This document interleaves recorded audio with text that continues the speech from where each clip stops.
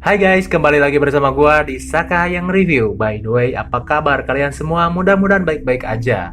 Pada kesempatan kali ini Saka yang akan mereview sekaligus membahas sebuah film horror science fiction yang digadang-gadangkan menjadi awal mula terciptanya makhluk-makhluk mengerikan di franchise Alien. Masa iya film Alien nggak tahu dengan monster alien yang terkenal dengan nama Xenomorph yang mengerikan? Film ini berjudul Prometheus 2012. Dan naasnya, semua itu diawali dengan rasa penasaran umat manusia untuk mencari tahu siapa sebenarnya yang telah menciptakan kehidupan pertama kali di planet bumi. Menarik bukan? Baiklah, daripada berlama-lama, mari kita langsung saja ke pembahasan kita. Dan jika kalian suka dengan channel ini, silahkan subscribe aja, biar gak ketinggalan video-video menarik lainnya yang selalu diupload di jam-jam yang tak pernah kalian duga. Film ini diawali dengan diperlihatkannya planet bumi miliaran tahun lalu. Diceritakan di sini, planet bumi masih belum mempunyai kehidupan satupun.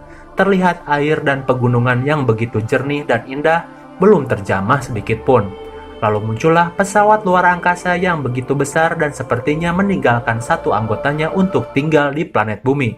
Ia berdiri di pinggir air terjun dan terlihat meminum cairan aneh berwarna hitam. Lalu yang terjadi adalah seluruh sel-sel tubuhnya hancur dan memecah belah. Lalu ia mati dan terjun ke dalam air dan hancur berkeping-keping. Lalu sisa-sisa selnya kembali menjadi sel-sel baru yang diduga kuat. Ini adalah awal mula terciptanya kehidupan dan film Prometheus pun dimulai.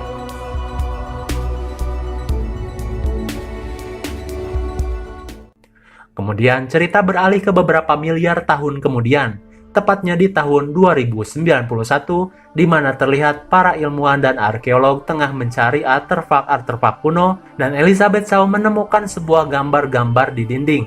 Ia bersama kekasihnya yang bernama Charlie pun terlihat begitu takjub dengan penemuan mereka. Di gambar itu terlihat seperti orang sedang menunjuk sebuah planet, dan mereka berkata, "Akhirnya kita menemukannya." Lalu Elizabeth berkata, "Mungkin mereka ingin kita menemukannya." Kemudian scene beralih ke luar angkasa. Terlihat sebuah kapal penelitian yang amat besar dan canggih bernama Prometheus. Kapal ini membawa 17 awak kapal dan telah menempuh perjalanan 3,7 kali 10 miliar kilometer. Wow, kalian hitung sendiri aja ya. Yang jelas jauh banget dari planet bumi. Di dalam kapal itu terdapat sebuah robot canggih bernama David. Ia bertugas mengontrol pesawat itu selagi para awak kapal yang lain tertidur di sleeping chamber. Kalau kalian belum tahu apa itu sleeping chamber, ialah sebuah alat untuk menidurkan manusia untuk jangka waktu yang lama. Alat ini digunakan untuk menempuh perjalanan jarak jauh supaya manusia tidak kehabisan umur di perjalanan jauh. Ya kalau aslinya nggak tahu ada, nggak tahu enggak. Yang jelas ini kan film fiksi ilmiah. David dirancang khusus untuk memiliki kemiripan sebagai manusia dan diprogram untuk mempelajari berbagai macam hal yang baru, tak terkecuali bahasa-bahasa yang ada di dunia. Singkat cerita, perjalanan mereka akhirnya mencapai tujuan, di mana para awak kapal mulai dibangunkan setelah kurang lebih 2,5 tahun tertidur. Lalu mereka dikumpulkan untuk sebuah informasi, di mana ekspedisi ini bertujuan untuk memastikan bahwa sosok engineer atau sang pencipta kehidupan di bumi benar-benar ada.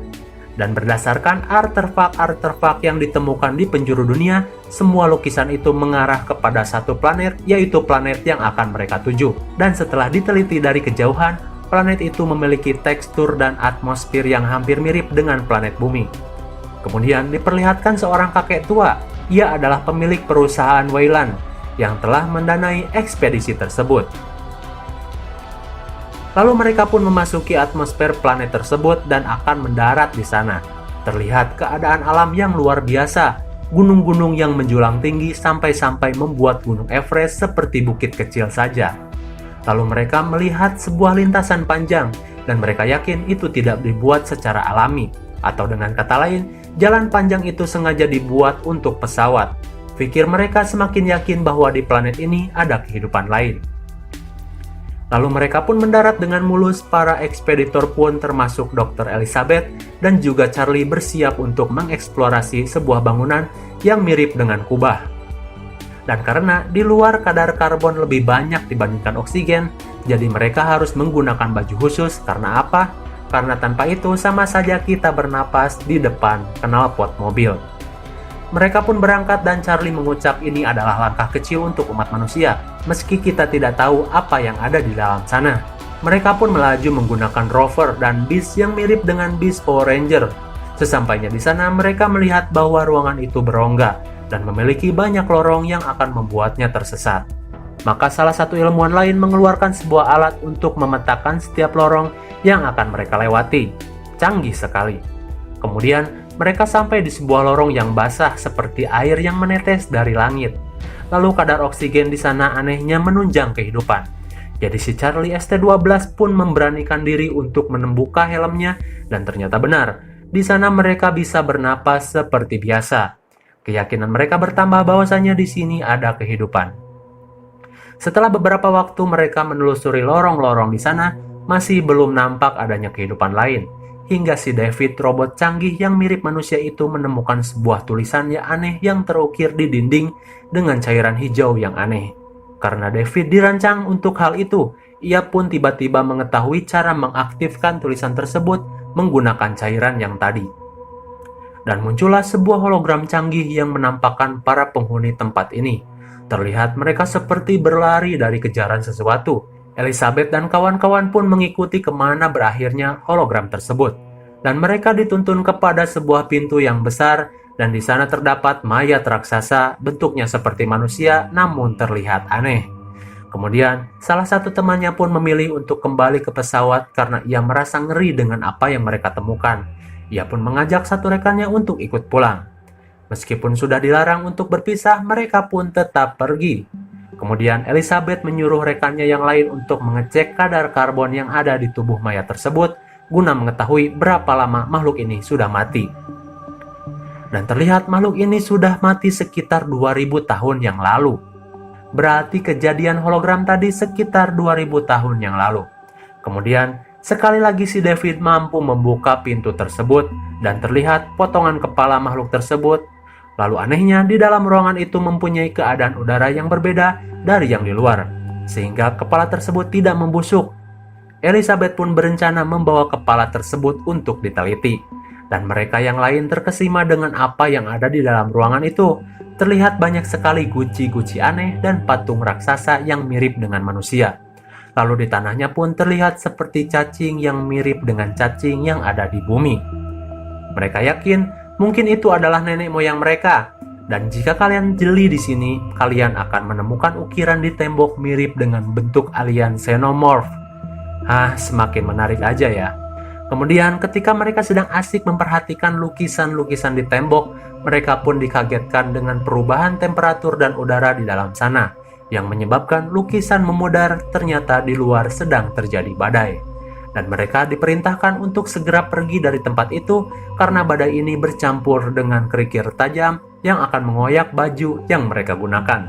Mereka pun bergegas untuk pulang ke pesawat, dan Elizabeth pun cepat-cepat mengamankan kepala yang tadi. Dan tanpa diduga, David pun mengemasi salah satu guci yang ada di sana. Setelah mereka pergi, terlihat guci-guci yang ada di sana mulai mengeluarkan cairan-cairan hitam yang meluber keluar dan dimakan cacing-cacing yang ada di sana. Ketika mereka sudah sampai di luar, mereka bergegas pergi. Terlihat badai begitu mengerikan, yang di dalamnya banyak sekali kerikil-kerikil tajam. Lalu ketika sesaat sebelum masuk, kepala bawaan dari tempat tadi terjatuh. Lalu Elizabeth memaksakan untuk mengambilnya, lalu ia terhempas badai yang mengerikan itu. Beruntung ia masih tersangkut di kaki-kaki kapal dan berhasil diselamatkan oleh David. Di sisi lain, kalian masih ingatkan dengan dua orang yang memutuskan untuk pulang duluan? Nyatanya mereka malah tertinggal di kubah tersebut dan terjebak tidak bisa pulang karena ada badai. Dan tak ada cara untuk menjemput mereka sampai badai reda. Kasihan sekali mereka. Kembali ke dalam pesawat, Dr. Elizabeth dan yang lainnya pun lalu meneliti kepala yang mereka temukan. Dan ternyata bentuk sebenarnya bukan seperti itu. Dan cangkang luar ternyata adalah helm luar angkasa. Dan kepala sebenarnya berada di dalam. Lantas mereka membukanya dan ternyata terlihat kepala botak berjamur. Ya, mirip sekali dengan manusia. Atau mirip dengan Squidward versi ganteng di serial kartun SpongeBob. Ini adalah makhluk yang sama di awal-awal scene yang mati di air terjun.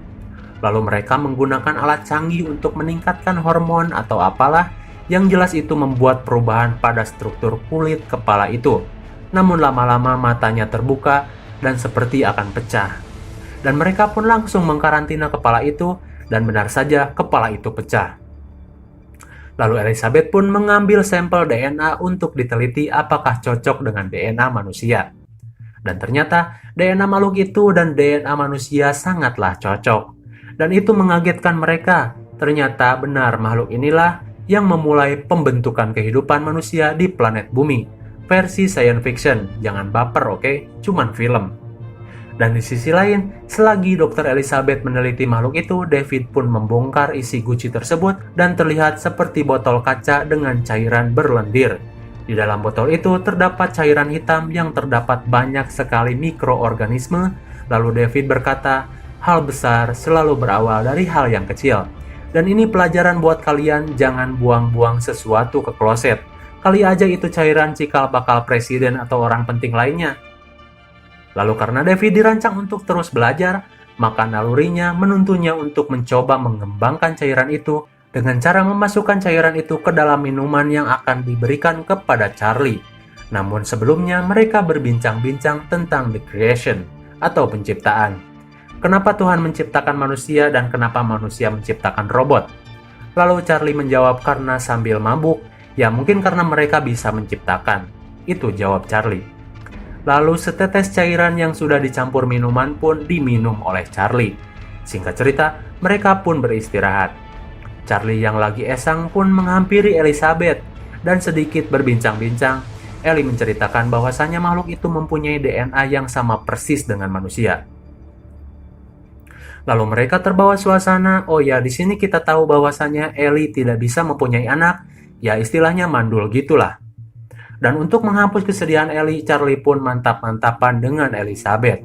Kembali kepada dua orang yang masih tertinggal di kubah, mereka berdua kalang kabut dan berusaha untuk tenang menunggu badai reda. Lantas mereka kembali kepada ruangan guci yang tadi. Mereka pun berdiam di sana, namun terlihat dari dalam cairan hitam terlihat ada yang bergerak. Dan itu seperti ular. Dan setelah gua telaah di sini itu bukan ular, melainkan cacing yang tadi meminum cairan hitam dan bermutasi menjadi seperti itu. Dan bodohnya, salah satu dari mereka malah bermain-main dengan makhluk tersebut dan itu menjadi malapetaka bagi mereka. Makhluk itu melilit tangan temannya sampai patah dan ketika temannya memotong tubuh makhluk itu mengeluarkan cairan asam yang melelehkan helmnya. Di pagi hari, ketika Charlie bangun dari bobo enak, ia pun melihat ada sesuatu yang aneh di matanya. Terlihat itu seperti cacing yang berada di matanya. Wow, mengerikan sekali. Singkat cerita, ekspedisi pun kembali dilakukan, dan terlihat Charlie seperti tidak sehat, namun ia memaksakannya. Lalu sesampainya di sana mereka melihat mayat teman-temannya meninggal dengan mengenaskan, ular cacing pun keluar dari mulutnya. Dan Charlie pun semakin parah. Ia lantas dilarikan ke pesawat, namun Victor, selaku anak perusahaan Wayland pun tidak membolehkan Charlie masuk karena sudah dianggap terinfeksi dan dikhawatirkan akan menginfeksi seluruh awak kapal. Dan dengan kondisi yang semakin parah, Charlie pun pasrah dan mengucapkan kata terakhir kepada Ellie. Dan ia pun dibakar hidup-hidup. Elizabeth yang shock pun kemudian pingsan. David membangunkan Elizabeth dan bertanya kepada Ellie, apakah akhir-akhir ini kau pernah berhubungan intim dengan Charlie? Lalu Ellie mengiyakannya. Dan ternyata David berkata, kau telah hamil. Elizabeth kaget karena dia sendiri mandul, mana mungkin bisa hamil. Lalu David berkata, umur kandungannya sudah berusia 3 bulan. Ia semakin heran karena ia mantap-mantapan baru tadi malam saja. Ellie pun panik dan meminta David untuk mengeluarkan benda itu dari tubuhnya, namun David menolak. Entah apa tujuannya. Yang jelas, David sepertinya ingin mengetahui makhluk apa yang keluar nanti dari tubuh Elizabeth. Beberapa waktu kemudian, Ellie pun berontak dan lari dari laboratorium itu. Ia pun berlari menuju medical chamber, di mana alat itu mampu memberikan tindakan medis secara instan. Ia pun masuk ke dalam chamber itu dan melakukan pembedahan. Running diagnostics. Get out! Come on!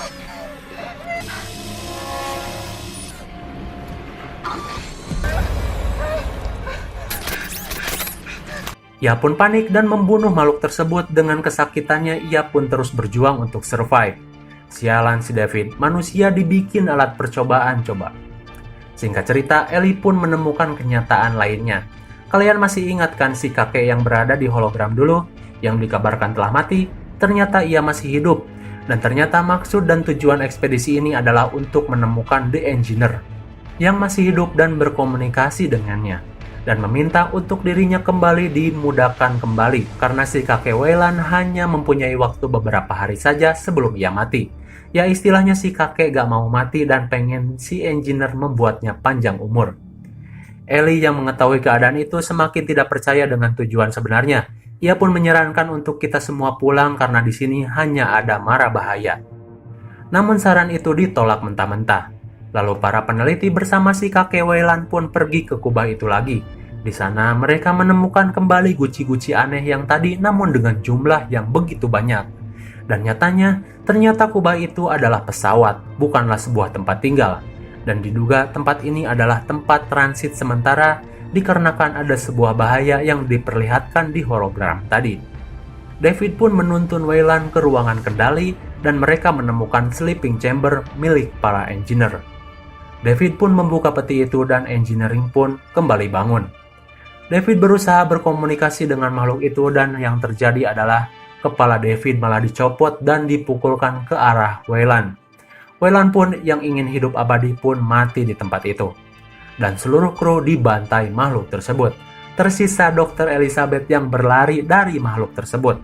Namun terlihat makhluk itu kembali menghidupkan pesawat dan akan lepas landas. Dan Dr. Elizabeth menyadari tujuan dari engineer itu yang sebenarnya. Tujuan engineer itu adalah untuk menghancurkan kehidupan di bumi yang telah mereka ciptakan miliaran tahun lalu. Dan inilah sebabnya di kapal itu memiliki banyak guci yang berisi cairan hitam organik. Dan jika cairan itu sampai ditebar di bumi, seluruh kehidupan manusia akan musnah dan bermutasi menjadi monster-monster yang mengerikan. Untuk lebih jelasnya, ntar gua jelasin. Dr. Ellie pun menghubungi sang kapten dan menjelaskan semuanya. Kemudian dengan pertaruhan nyawa yang dipimpin oleh sang kapten, ia pun mengerahkan seluruh bahan bakar untuk menabrakkan pesawat itu ke pesawat alien. Dan untung saja berhasil sesaat sebelum pesawat alien itu lepas landas. Sungguh pengorbanan yang tinggi. Tersisa Fix yang kabur menggunakan kapsul penyelamat bersama Elizabeth. Namun hidup Fix tidak lama, ia mati tertimpa pesawat alien yang segede gaban dan mati. Tersisa Elizabeth seorang diri. Ia pun masuk ke pesawat penyelamat dan memulihkan oksigennya. Namun terdengar suara gaduh dari dalam medical chamber. Ternyata si gurita, anak dari Elizabeth pun masih hidup, malahan tumbuh menjadi besar dan mengerikan. Kemudian terdengar pintu didobrak. Ternyata si engineer mengincar Elizabeth. Ellie yang dicekik dan akan dibunuh pun kemudian membuka pintu medical chamber. Dan The Engineering pun mati oleh gurita itu. Ellie yang sudah pasrah pun menangis di luar, lalu terdengar sebuah suara. Itu adalah David yang masih hidup dan meminta tolong. Ellie pun bilang, kenapa aku harus menolongmu? Itu karena David bisa mengoperasikan pesawat alien dan bisa pergi dari tempat ini.